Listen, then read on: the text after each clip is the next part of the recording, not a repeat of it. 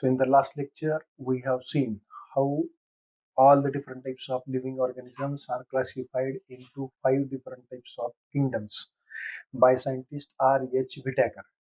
So this 5 kingdom system of classification is worldwide accepted type of classification in which all the different types of living organisms are grouped into 5 kingdoms.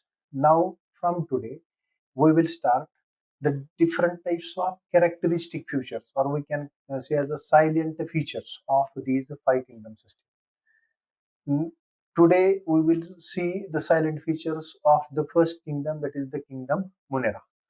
मागच्या तासामध्ये आपण 5 kingdom system of classification जे आहे R H Vitekar या शास्त्रज्ञाने सांगितले, त्याचं आपण बघितलं कोणकोणते क्रायटेरिया वापरले, कशा पद्धतीनं 5 किंगडमचं वर्गीकरण त्यांना केलेलं आहे. त्या 5 किंगडम जे आहेत त्याचं एक एक किंगडमचं जो आहे ते आपण कॅरेक्टरिस्टिक्स जे आहेत त्याचे ते आपण याच्यामध्ये बघूयात. So the first kingdom, that is the kingdom Munera.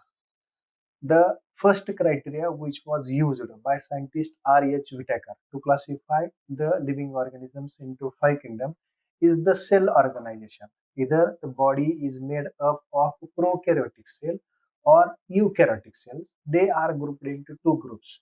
The prokaryotic organisms are included in this kingdom, that is the kingdom Munera. So it contains unicellular organisms with prokaryotic cellular organization.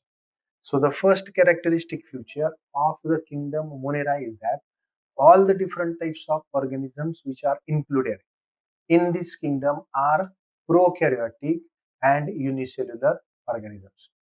म्हणजे याच्यामध्ये जे काही organisms असतील कोणते असतील प्रोकॅरियोटिक. कशाला म्हटलंय आपण प्रोकॅरियोटिक?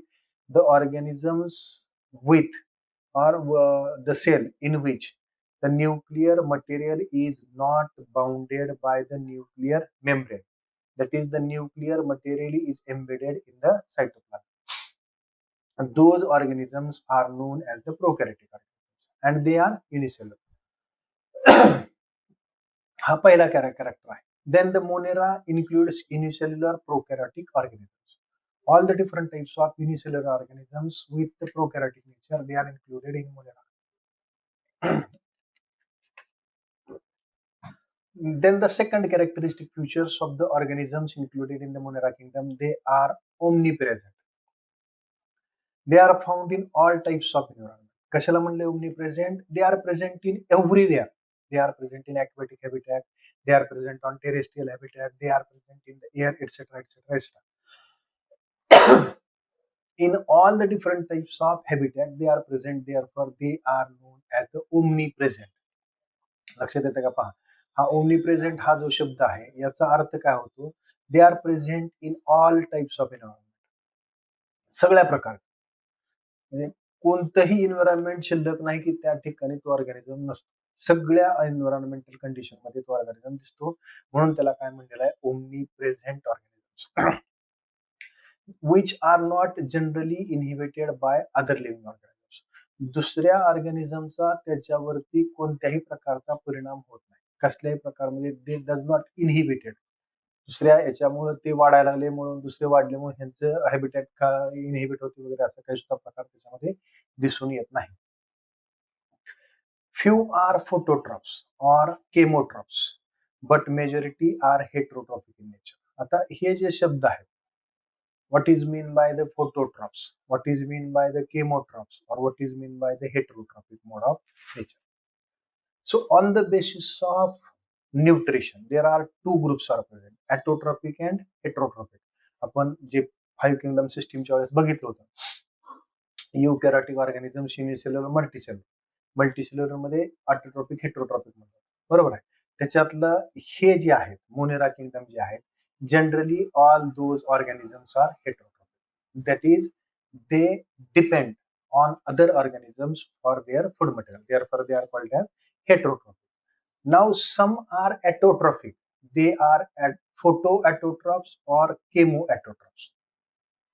2 प्रकारचे सजीव आपण या पृथ्वी तलावरती आहेत म्हणत होतो, ॲटोट्रॉपिक आणि हेटरोट्रॉपिक. ॲटोट्रॉपिक स्वतःचं अन्न स्वतः तयार करणे, हेटरोट्रॉपिक अन्नासाठी दुसऱ्यावरती अवलंबून असणार.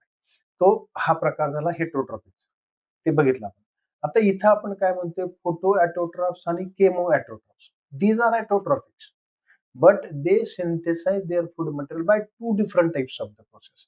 If those organisms synthesize food material with the help of sunlight by the process known as a photosynthesis, then they are known as a photoautotrophs. काय म्हणते आपण लक्षात घ्या. ऑटोट्रॉफ स्वतःचं अन्न स्वतः तयार करणे, बरोबर आहे. परंतु जे स्वतःचं अन्न स्वतः तयार करण्यासाठी प्रकाश संश्लेषण जे फोटोसिंथेसिस आहे, सूर्यप्रकाशाच्या साह्यानं ते स्वतःचं अन्न तयार करतात, ज्याच्यासाठी त्यांच्या शरीरामध्ये फोटोसिंथेटिक पिगमेंट्स असतात. ते झाले कुठले फोटो ऑटोट्रॉफ्स, बरोबर. दुसरा काय म्हटलं या ठिकाणी chemo autotrophs. These are the organisms, they synthesize their food material with the help of certain kinds of chemical reactions. म्हणून यांना काय म्हटलंय पहा, केमो ऑटोट्रॉफ्स. म्हणजे ह्यांची जी काही रासायनिक क्रिया होणार आहेत वेगवेगळ्या, त्या रासायनिक क्रियेमधून जी काही एनर्जी बाहेर पडणार आहे, त्या एनर्जीवरून हे स्वतःचा अन्न तयार करतात. म्हणून ह्यांना काय म्हटलंय, chemo autotroph. So these are two different types of autotrophic organisms. One is photo autotrophs, another is chemo autotrophs. Photosynthesis करणारेच घटक आहेत हे, म्हणजे असं ऑटोट्रॉफिकच आहेत. फक्त दोन प्रकार, एक प्रकाश संश्लेषण आणि दुसरं केमिकल रिएक्शन याच्यामध्ये. These organisms do not have well defined nucleus. ह्या ऑर्गॅनिझमचं वैशिष्ट्य कसं आहे, एक आपण डायग्रामॅटिक बघूया. Suppose this is the cellular structure of these organisms. Inside that the genetic material is present and this one is the cytoplasm, like this. So here this genetic material which is present, that genetic material is not bounded by a specific membrane. लक्षात येते का पहा, हा जो प्रकार आहे ह्याच्यामध्ये हे जे बाहेरचं आवरण दाखवले आपण, ज्याला न्यूक्लिअर मेम्ब्रेन म्हटलं, हा काय झालं, न्यूक्लिअर मटेरियल झालं. हे न्यूक्लिअर मेम्ब्रेन त्यांच्यामध्ये नसतं. हे न्यूक्लियस मटेरियल जे आहे that is embedded in the cytoplasm. तशा प्रकारचा जो ऑर्गॅनिझम असतो त्याला काय म्हणलं, it does not have well defined nucleus. न्यूक्लियसच नाही, केंद्रकच नाही. हे जेनेटिक मटेरियल जे आहे, हे जेनेटिक मटेरियल कुठं आहे, डायरेक्टली त्या सायटोप्लाझम मध्ये. म्हणजे हे सायटोप्लाझम आणि हा न्यूक्लियस वेगळं होत नाही. लक्षात येते. असे जे असतात त्यांना काय म्हणतो आपण, प्रोकॅरियोटिक ऑर्गॅनिझम्स म्हटलं. So these prokaryotic organisms are generally present in the group that is the Monera kingdom. ठीक आहे. Now the next character. DNA exists as a simple double-stranded circular single chromosome called as the nucleus. जे आता आपण diagrammatic काढलं होतं, मध्ये जे काढलं होतं ते सर्क्युलर क्रोमोसोम्स. तो सर्क्युलर क्रोमोसोम्स आहे, त्याच्या कडेने न्यूक्लिअर मेम्ब्रेन नाही, म्हणून त्याला आपण न्यूक्लियस असं म्हटलेलं नाही. त्याच्याऐवजी कोणता शब्द वापरला जातो, न्यूक्लिओइड. Instead of distinct nucleus, a structure without nucleus which is present, that structure is known as the nucleoid. Small circular molecules of DNA as extra chromosomal genetic element called as the plasmids are often present. बऱ्याच वेळा काय होतं, ह्या ज्या काही sale आहेत, ह्या sale ज्या असतात, ह्या सेल मध्ये समजा या पद्धतीची ही सेल आहे, लाईक दिस. ह्या ठिकाणी हे सर्क्युलर डीएनए मॉलिक्युल इथला, हे सोडून बऱ्याच वेळा एक्स्ट्रा क्रोमोसोमल डीएनए याच्यामध्ये असतो. That extra chromosomal DNA is non as the plasmid. हा जेनेटिक मटेरियलचा सोडून जो दुसरा क्रोमोसोम त्या ठिकाणी आहे, त्या क्रोमोसोमला काय म्हटलं जातं, प्लास्मिड त्या याच्यामध्ये म्हटलं जातं. So that plasmids are present in these organisms, which is the we can say as a characteristic feature of those organisms. ठीक आहे. Then the next point of this topic, organisms kingdom Monera. Cell wall is made up of peptidoglycan, also called as murin, which is a polymer of sugars and amino acids. The cell wall, जे बाहेरचं layer आहे, ते जे आहे विशिष्ट प्रकारच्या chemical कंपाऊंडने बनले जातं, त्याचं नाव आहे peptidoglycan. Remember this, cell wall of the organisms included in the kingdom Monera. The cell wall is made up of a chemical compound which is known as a peptidoglycan, also called as a murin, which is absent in other groups of organisms. ह्या Monera किंगडमच्या organisms मध्येच जो sale wall आहे तो ह्या पेप्टिडोग्लायकॉनने बनलेला असतो. बाकीच्या याच्यामध्ये आपण बघणार आहोत दुसऱ्या याच्यामध्ये सेल वॉल कशाने बनलेला असतो. Then membrane bound organelles, example mitochondria, chloroplast, endoplasmic reticulum, etc. are absent. आता मगाशी जे डायग्रामॅटिक आपण दाखवलं होतं, काय दाखवलं? सेल वॉल दाखवला, आतमध्ये सायटोप्लाझम दाखवलं आणि मध्ये फक्त क्रोमोसोम दाखवला, डीएनए जो आहे तो. मग तो सर्क्युलर डीएनए एक आणि एक्स्ट्रा क्रोमोसोम एवढं स्ट्रक्चर त्याचं असतं. बाकीच्या आवश्यक असलेले घटक त्याच्यामध्ये कोणतेही नसतात. कोणते घटक आहेत मग ते? मायटोकॉन्ड्रिया आहे, क्लोरोप्लास्ट आहे, एंडोप्लाझमिक रेटिक्युलम, हे घटक ज्याला मेम्ब्रेन बाउंड सेल ऑर्गॅनिझम म्हटलं जातं. These membrane bound cell organism are totally absent in the kingdom Monera organisms. Ribosomes are smaller in size than in eukaryotic cells. Ribosomes, which are necessary for the process of protein synthesis, they are present, but they are having very small size as compared to the eukaryotic cells. ते पण eukaryotic मध्ये जे असतं ते दोन याने बनलेलं असतं, 70s आणि 30s ने बनलेलं असतं. याच्यामध्ये फक्त 70s ने बनलेलं असणार. दिस इज 70s आहे, 70s आहे, 8 टाईप झालेला आहे, पण ते 70s ने. The mode of reproduction in Monera is asexual or with the help of binary fission or budding. आता यांच्यामध्ये जे रिप्रोडक्शन होतं, प्रजननाची प्रक्रिया, लिव्हिंग ऑर्गॅनिझम्स आहेत. लिव्हिंग ऑर्गॅनिझम्स म्हणल्यावर रिप्रोडक्शन व्हायला पाहिजे, स्वतःसारखा दुसरा जीव निर्माण केला गेला पाहिजे. ते निर्माण करताना यांच्यामध्ये जे रिप्रोडक्शन आहे ते कोणतं आहे? Asexual reproduction. That is the reproduction which takes place without the involvement of sex organ. Or we can also define the asexual reproduction as a type of reproduction in which formation and fusion of gametes does not take place. That type of reproduction is known as the asexual reproduction. जे याच्यामध्ये दिसतंय, यांच्यामध्ये जे reproduction आहे ते asexual आहे. Asexual reproduction मध्ये इथं आपण टाईप काय दिले? The binary fusion or budding. Binary fusion मध्ये काय होतं? समजा ही एक सिंगल सेल आहे, ह्या सिंगल सेलचे दोन समान भाग होतात, लाईक दिस, आणि याच्यापासून एक आणि याच्यापासून एक, दोन सेल तयार.